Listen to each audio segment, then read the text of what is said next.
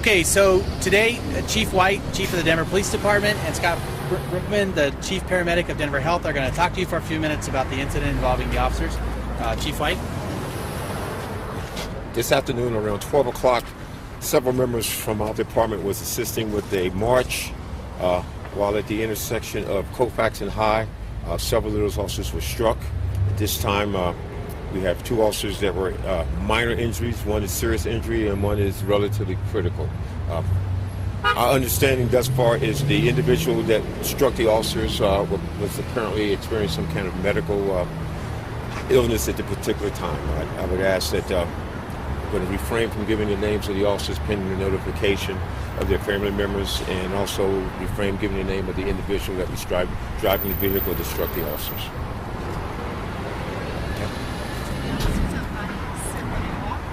I'm sorry. I'm sorry. The officers are all assigned to the 6th District, and they're assigned to bicycles. So they along with several officers were participating or facilitating traffic as a result of a march or a demonstration. Is this an accident or an intentional? No. Again, preliminarily, we believe that the vehicle that struck the officers, that driver was suffering from some kind of illness. So, saying that to say that we doubt if it was intentional. But again, all of that is part of the investigation. Do you have the sex of the driver and the approximate age?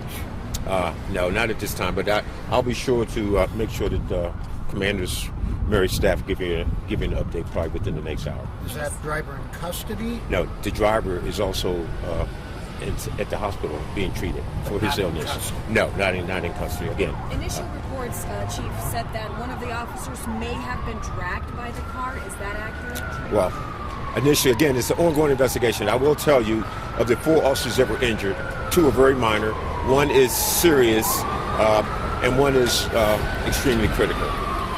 And the one that is extremely critical obviously had the most impact by the vehicle, the driver of the vehicle in the car.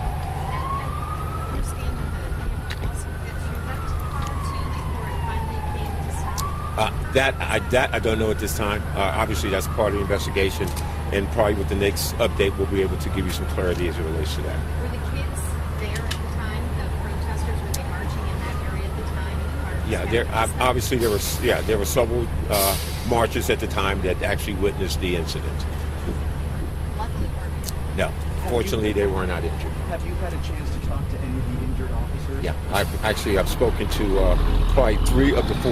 The one that is most serious, he actually is currently in surgery right now. And can you tell us just what you feel comfortable sharing, what the officers have told relate to you? No, I mean, I actually wasn't asking them questions as it relates to the particular incident. I was really just checking on their well-being. And are they? Yeah, and okay. 3 of the 4 I think will be fine. The other one, we obviously will keep him and his family in prayer, and hopefully things will turn out okay. Can you give us, obviously without any names, but maybe how long the officers have been on the force, if they're permanently assigned to the bike unit? Yeah. We'll get that for you probably within the next hour. But they are all assigned to the bike unit, correct? Okay. And there's a halo camera maybe in the area. Can we have a look at that? I know you're gonna laugh at me, but I gotta ask. Yeah. Again, if there is one, it would be part of the investigation, and obviously we wouldn't release that in the midst of the investigation. Chief, can you talk about what, I mean, it's awful to get a phone call about one of your officers being hurt, but this phone call must have been especially. Yeah, I mean, obviously there's a lot that goes on being a police officer or being an administrator, and of all the things that occurred, the one thing that you do not want to get notified is that one of your officers was the victim of serious injury. So obviously this is not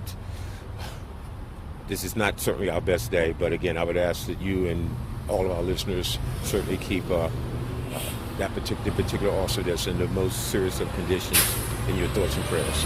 And Chief, a real quick question too. Those officers and all the officers out there today were out there trying to keep students safe from something like this. Absolutely. Okay. Talk about that. Thank you very much. Thank you. I appreciate it. Chief, thank you. Three of them, that's We're for going to sure. provide regular updates for you guys. I would imagine we'll do something within the next hour. We'll try to get you the assignments of the officers and how long they've been on the job.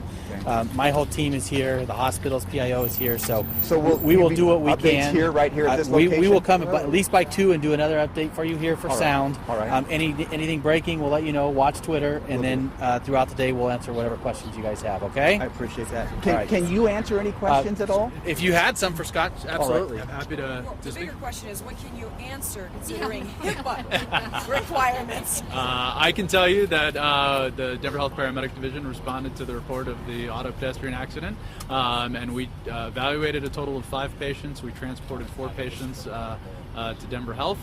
3 of the patients came by ambulance. 1 of the patients was transported by his police sergeant, and at this point, one of the officers is in critical condition in surgery, and the other officers are being evaluated along with the civilian. But there was the suspect. So there's the total of 5 people. 1 was evaluated on scene. He was not transported. 1 was transported by the sergeant. We had a total of 3 ambulance transports. 2 were officers and 1 was the civilian. Can you tell us the driver? Did you have to get the driver, if it's a man, out of the car yourselves because he was probably stopped? I don't have that information at this time. What about the officer that's in critical shape right now? Can you tell us where he was injured? I don't have that information available. Okay. Can you tell us anything about the driver and the status? We don't have any of that and can't release that information. You can't say about CPR or anything like that. I appreciate that. Thanks. Sir, thank you. What is your name? Sorry, Scott Bookman, SCOTT BOOKMAN, Chief Paramedic. Thank you.